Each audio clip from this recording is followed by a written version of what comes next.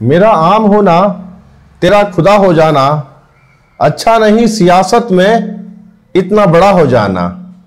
जी हां, यह कंगना रनावत है जिसने आज चुनौती दी महाराष्ट्र सरकार को, उद्धव ठाकरे को और संजय राउत को कि आज तुमने मेरा घर तोड़ा है, मैं कल तुम्हारा घमंड तोड़ूंगी। जी हां, सियासत कभी किसी की सगी नहीं होती। आज जनता ने तुम्हें अपने सर पर बिठाया है तो कल तुम फर्श पर भी होगे। आज उद्धव ठाकरे और संजय राउत सत्ता के नशे में इतने चूर हैं कि वो भारतीय संविधान भूल गए हैं और जो भी आवाज उनके खिलाफ उठना चाहती है वो उस आवाज को दबा देना चाहते हैं। न जाने क्या छुपा हुआ है कि महाराष्ट्र पुलिस को सुशांत सिंह राजपूत वाले केस में महाराष्ट्र सरकार पार्टी ना होने के बावजूद इतना प्रोटेक्ट कर रही है और हर उस आवाज के खिलाफ महाराष्ट्र सरकार, खास तौर से संजय राउत और उद्धव ठाकरे उनकी आवाज को चलने की कोशिश कर रहे हैं।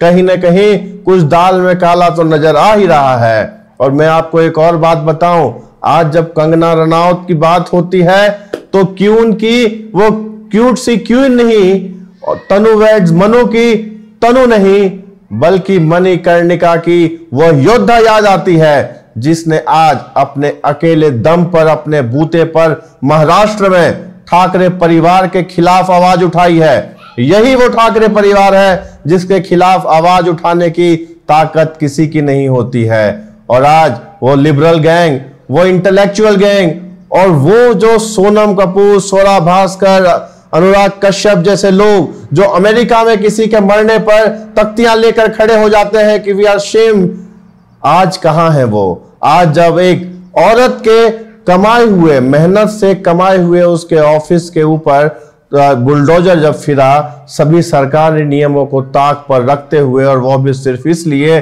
क्योंकि उसने संजय राउत के खिलाफ आवाज उठाई।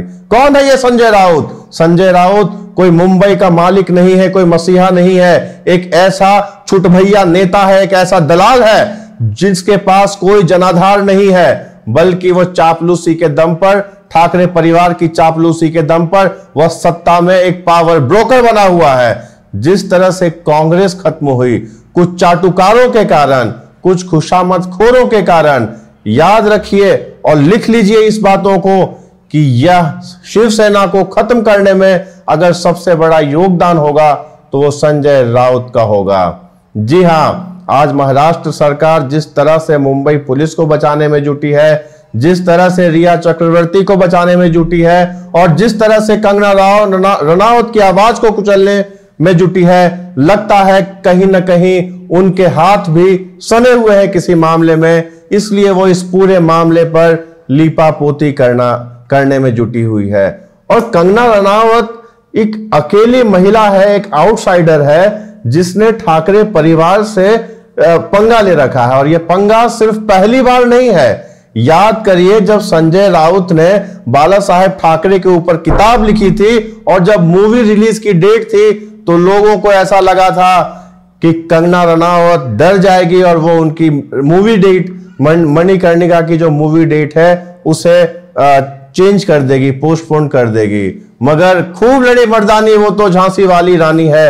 और उस कहावत को चरितार्थ करते हुए कंगना रनावत ने अपनी तलवार म्यान में नहीं रखी। और आज वो बॉलीवुड के दिग्गज जो आउटसाइडर्स के सपोर्ट करने के नाम पर शब्द नहीं निकलता उन लोगों के मुंह से, आज वो खामोश हैं। आज जब वो बुलडोजर कंगना रनावत के ऑफिस पे चल रहा था, देखिए इसमें हो सकता है कि कंगना रनावत का जो ऑफिस है उसमें कुछ इल्लीगल कंस्ट्रक्शन हो, लेकिन आज शरद पवार ने भी ये कहा कि मुंबई में एक इकलौता ऑफिस नहीं है जहां पर इल्लीगल कंस्ट्रक्शन है। मुंबई में, महाराष्ट्र में और पूरे देश में कई जगह ऐसे छोटे मोटे इल्लीगल कंस्ट्रक्शंस हैं, लेकिन महाराष्ट्र सरकार की प्रायोरिटी, खास तौर से बीएमसी की प्रायोरिटी और खास तौर से संजय राउत की प्रायोरिटी वहां के लोगों के विकास की बात करने की नहीं थी। वही बीएमसी है जिस बीएमसी की कार्य सक्षमता के कारण मुंबई की सड़कों पर पानी फैल जाता है। यह वही बीएमसी है जहां करोड़ों के भ्रष्टाचार होते हैं। उस बीएमसी को सिर्फ कंगना रनावत का ऑफिस का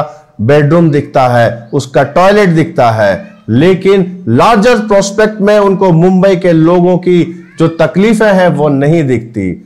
आज एक चीज को आप गांठ बांधकर लिख लीजिए, this is making a politician into a Kangana Ranaut.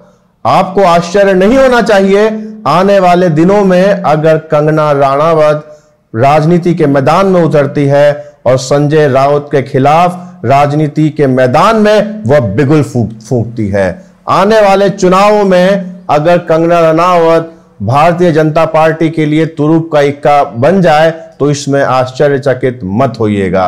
लेकिन एक बात की तो दाद देनी ही होगी, भले ही हम मामले की गहराई में जाकर इथिक्स और नॉन इथिक्स पर चर्चा बाद में भी कर सकते हैं, लेकिन महाराष्ट्र में ठाकरे परिवार के खिलाफ, उनकी गुंडागर्दी के खिलाफ अगर किसी ने आवाज उठाई है और किसी आउटसाइडर्स ने आवाज उठाई है तो कंगना रनावत एक सिंबल बन गई है हर उस आदमी के लिए जिसके रीढ़ की हड्डी है और जिसने अपने आप को खुद को खड़ा किया है मुंबई के अंदर।